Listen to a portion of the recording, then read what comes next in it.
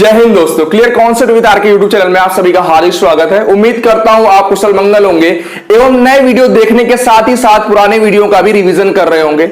Revision आपके exam के लिए बहुत अहम रोल अदा करता है। आप कितना भी नया पढ़ लीजिए, अगर आप पुराने चैप्टर्स का रिवीजन नहीं कर रहे हैं, उनकी प्रैक्टिस नहीं कर रहे हैं, तो आपका पढ़ना वेस्ट हो जाएगा। इसलिए मैं कहता हूं हमेशा से ही कि आप रिवीजन जरूर करते रहा करिए। नया पढ़ना अच्छी बात है, लेकिन अगर पुराने का ही रिवीजन नहीं करेंगे तो पुराना हम भूल जाएंगे।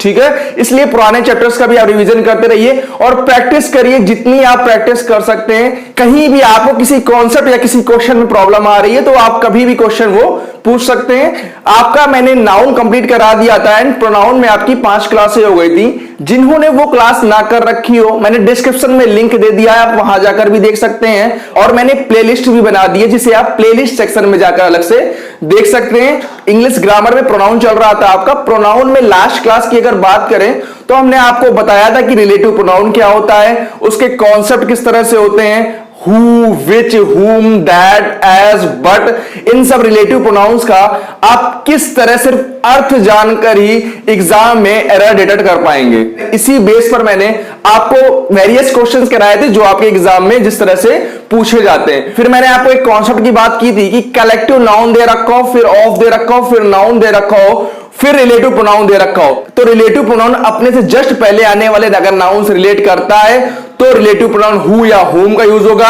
लेकिन अगर रिलेटिव प्रोनाउन आपका कलेक्टिव नाउन से रिलेट करता है तो आपका हमेशा ही विच का यूज होगा। ठीक है, ये हमने आपको लास्ट क्लास में बताया था। जिन्होंने वो वीडियो ना देखी हो, डिस्क्रिप्शन में लिंक दे रखा है, आप वहां जाकर देख सकते हैं। तो आपका ज्यादा समय ना लेते हुए मैं आज की क्लास स्टार्ट करता हूं।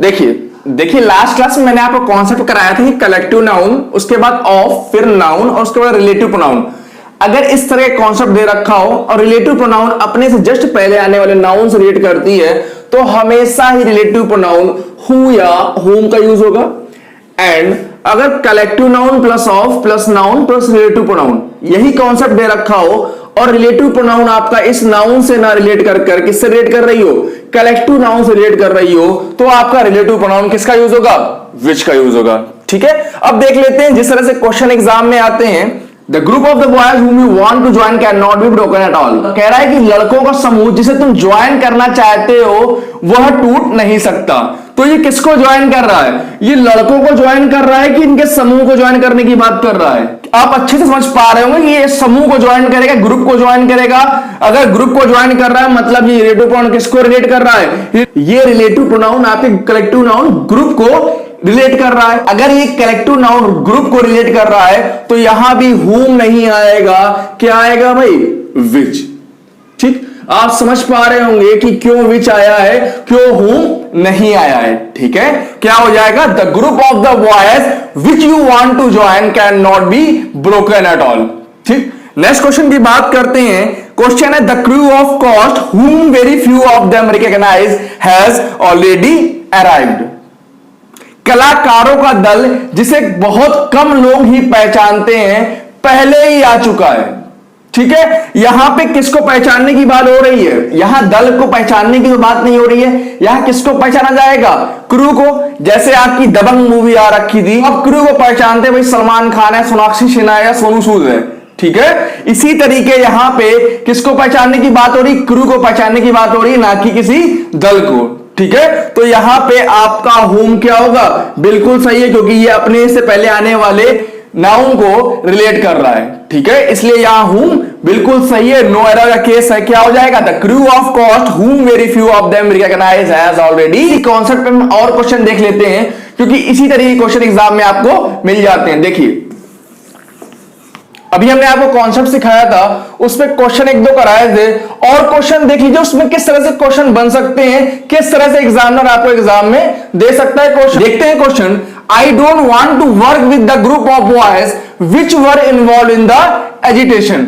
उन लड़कों के समूह के साथ काम नहीं करना चाहता, विच were involved in the agitation, जो कि आंदोलन में क्या थे, इन्वॉल्व थे। एजिटेशन माने क्या होता है, आंदोलन होता है। ठीक, अगर हम बात करें आंदोलन की तो आंदोलन कौन करता है, आंदोलन लोग ही तो करते हैं। जैसे अभी अन्ना का आंदोलन हुआ था, उसमें लाखों लोग थे, करोड़ों लोग थे, पूरे देश ने बढ़ चढ़ कर भाग लिया, लेकिन हाईलाइट कौन हुआ? हाईलाइट हुए केजरीवाल, मनीष सिसोदिया, प्रशांत भूषण, इस तरह के लोग हाईलाइट हुए। तो यहां पे बात कर रहा है उन समूह के लड़कों के साथ ना काम करने की, ठीक है। यहां पे किससे रिलेट कर रहा है?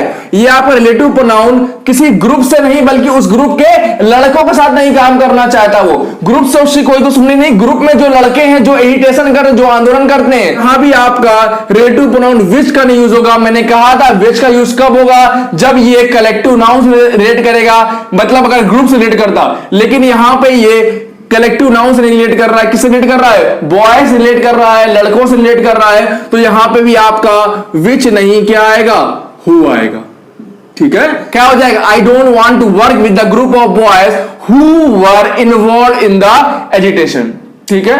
नेक्स्ट क्वेश्चन देखते हैं। The troop of the soldiers who has been deployed in the sensitive area of Jammu and Kashmir is highly trained. Jammu and Kashmir के सेंसिटिव एरिया में तैनात सैनिकों की टुकड़ी इज हाईली ट्रेंड, अत्यधिक प्रशिक्षित है, ठीक है। डिप्लॉयड माने यहां पे क्या होता है?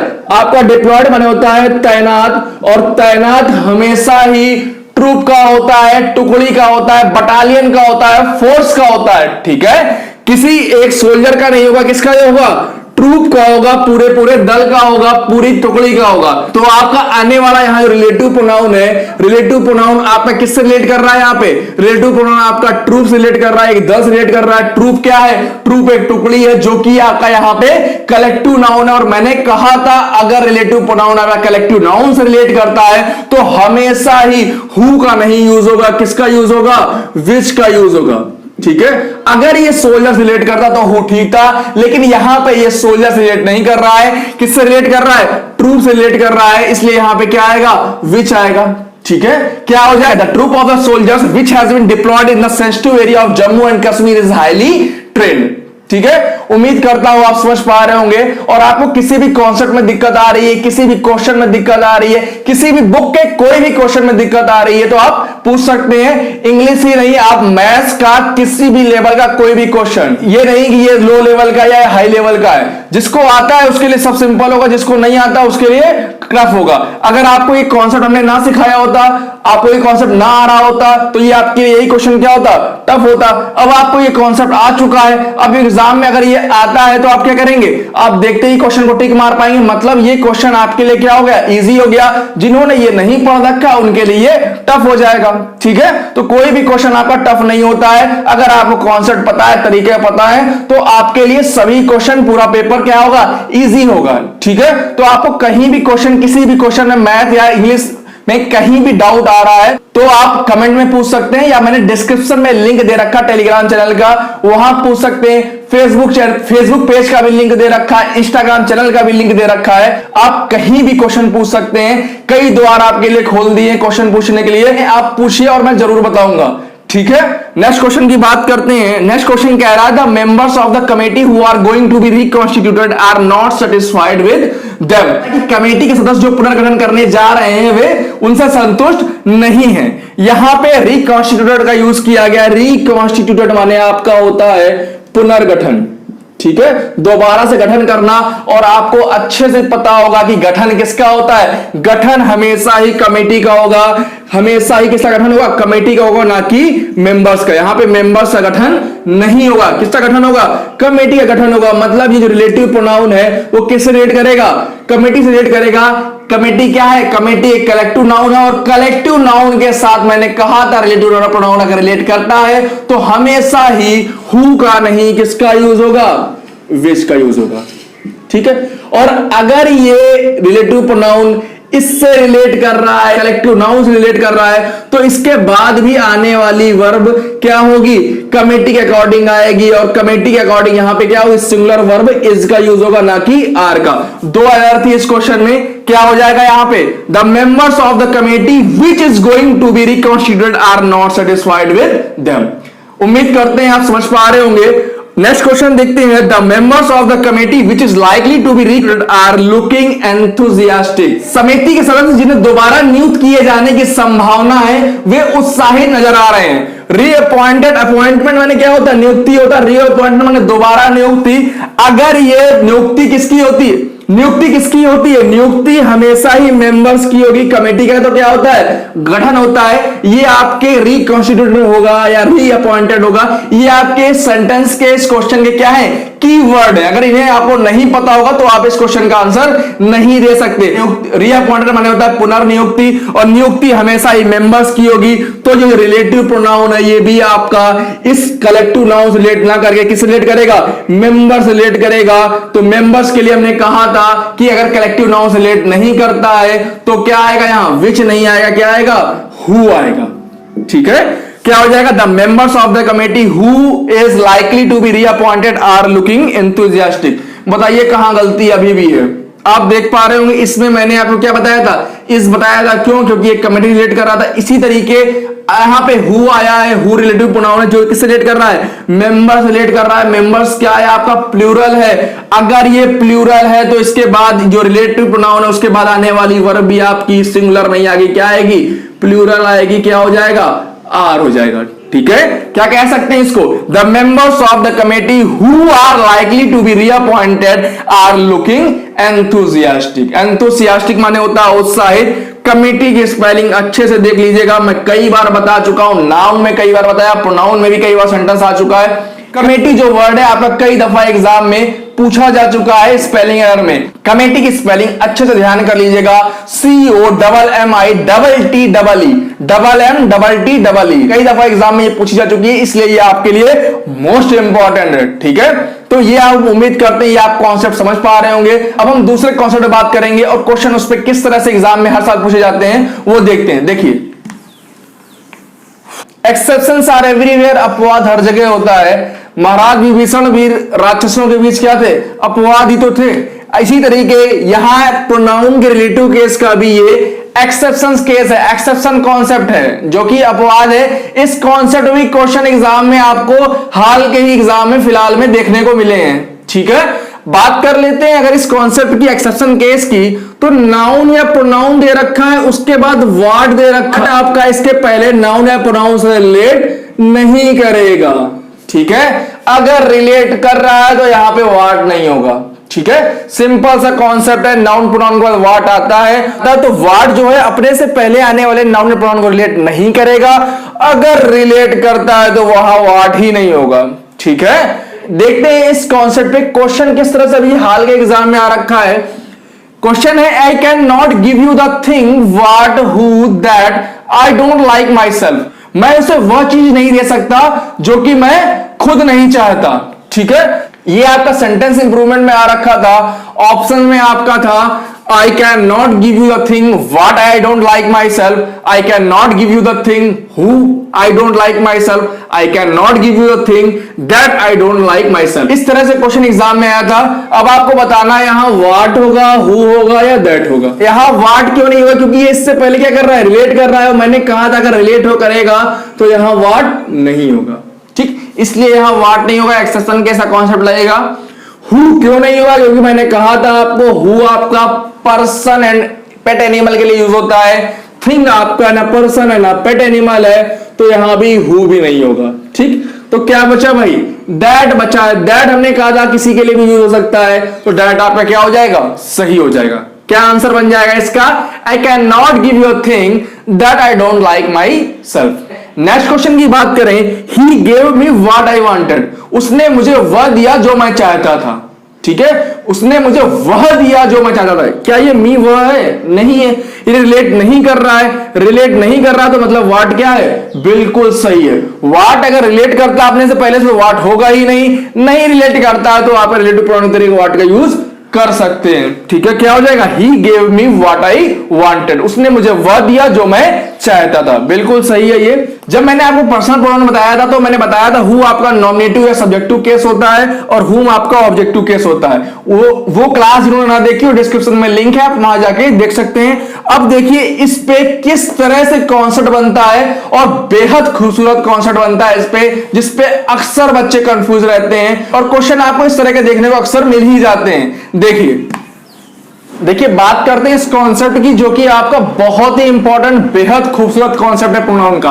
इस पे क्वेश्चन अक्सर देखने को मिल जाते हैं और कई दफा बच्चों को कॉन्सेप्ट पता होने के बाद भी गलतियां होती हैं। वो सारी गलतियां आपकी ना हो, इसलिए आपको कॉन्सेप्ट अच्छे से समझना है। इस पे क्वेश्चन किस तरह से बन सकते हैं, वेरियस टाइप ऑफ क्वेश्चन बनते हैं इसी कॉन्सेप्ट पे। कॉन्सेप्ट है कि द नाउन प्रोनाउन दे रखा हो, उसके बाद रिलेटिव प्रोनाउन दे रखा हो और उसके बाद अगर वर्ब आती है तो हमेशा ही रिलेटिव प्रोनाउन किसका यूज होगा, हु का यूज होगा। ठीक, हु क्या है आपका, हु आपका सब्जेक्टिव या नॉमिनेटिव केस है, हमेशा ही किसका यूज होगा, हु का यूज होगा। सेकंड कॉन्सेप्ट कहता है कि अगर नाउन प्रोनाउन दे रखा है उसके बाद रिलेटिव प्रोनाउन है, फिर इसके बाद सब्जेक्ट और वर्ब आते हैं तो रिलेटिव प्रोनाउन हमेशा इसका ऑब्जेक्टिव फॉर्म हुम का यूज होगा, ना कि हु का। ठीक है, अगर रिलेटिव प्रोनाउन के बाद सीधे वर्ब आती है तो आपका हु का यूज होगा। अगर रिलेटिव प्रोनाउन के बाद आपकी सब्जेक्ट प्लस वर्ब आती है तो हमेशा ही हुम का यूज होगा। ठीक है, रिलेटिव प्रोनाउन के हु या हुम में लोगों को अक्सर कंफ्यूजन होता है, इसलिए ये कॉन्सेप्ट मैंने आपको बता दिया है। और आपको कोई भी कॉन्सेप्ट याद करने की जरूरत नहीं है, आप कॉन्सेप्ट समझ लीजिए और क्वेश्चन को सॉल्व कीजिए। क्वेश्चन की मैं प्रैक्टिस करा ही रहा हूं, आप भी क्वेश्चन की प्रैक्टिस कीजिए जितनी आप कर सकते हैं। अगर हम क्वेश्चन की बात करें तो क्वेश्चन है, आई नो द वुमन हुम has to be interrogated tonight. मैं उस महिला को जानता हूं जिनसे आज रात पूछताछ की जानी है। ठीक है, तो यहां भी क्या होगा, आपका रिलेटिव प्रोनाउन हुम है, इसके बाद किसका यूज हुआ है, वर्ब का यूज हुआ है। हमने कहा था रिलेटिव प्रोनाउन के बाद अगर सीधे वर्ब का यूज होगा तो किसका यूज होगा, हमेशा ही हु का। यहां पे हुम है जो कि गलत होगा, यहां पे क्या आ जाएगा, हु आ जाएगा। ठीक है, क्या हो जाएगा, I know the woman who has to be interrogated tonight. Next question है, she is talking about the doctor who you should consult before taking any decision. वह उस डॉक्टर की बात कर रही है जिससे किसी भी डिसीजन लेने से पहले आपको सलाह लेनी चाहिए। ठीक है, यहां पे क्या होगा, ये रिलेटिव प्रोनाउन हु दे रखा है, रिलेटिव प्रोनाउन के बाद सब्जेक्ट आ रहा है, सब्जेक्ट के बाद वर्ब आ रही है। हमने कॉन्सेप्ट बताया था आपको, रिलेटिव प्रोनाउन के बाद अगर सब्जेक्ट आता है और उसके बाद वर्ब आता है तो हमेशा ही किसका यूज होगा, हुम का यूज होगा, ना कि हु का। यहां पे क्या हो जाएगा, यहां हो जाएगा आपका हुम। ठीक है, क्या हो जाएगा ये, she is talking about the doctor whom you should consult before taking any decision. उम्मीद करता हूं आप समझ पा रहे होंगे। जिसको जहां डाउट है पूछिए, पुरानी क्लासें नहीं देखी हैं डिस्क्रिप्शन में लिंक है, प्लेलिस्ट भी बना दी है, आप वहां जाकर देख सकते हैं। और अंत में बस इतना ही कहना चाहूंगा कि जिनके इरादे मेहनत की स्याही से लिखे होते हैं उनकी किस्मत के पन्ने कभी खाली नहीं होते। आप भी मेहनत कीजिए, आपकी किस्मत के पन्ने भी कभी खाली नहीं होंगे। अगर आपको क्लास अच्छी लग रही है तो इसे आप शेयर भी कर सकते हैं, लाइक कीजिए और कमेंट करके अपना रिस्पॉन्स जरूर दिया करिए, क्योंकि आपका रिस्पॉन्स मेरे लिए बहुत मायने रखता है। जय हिंद दोस्तों, वंदे मातरम।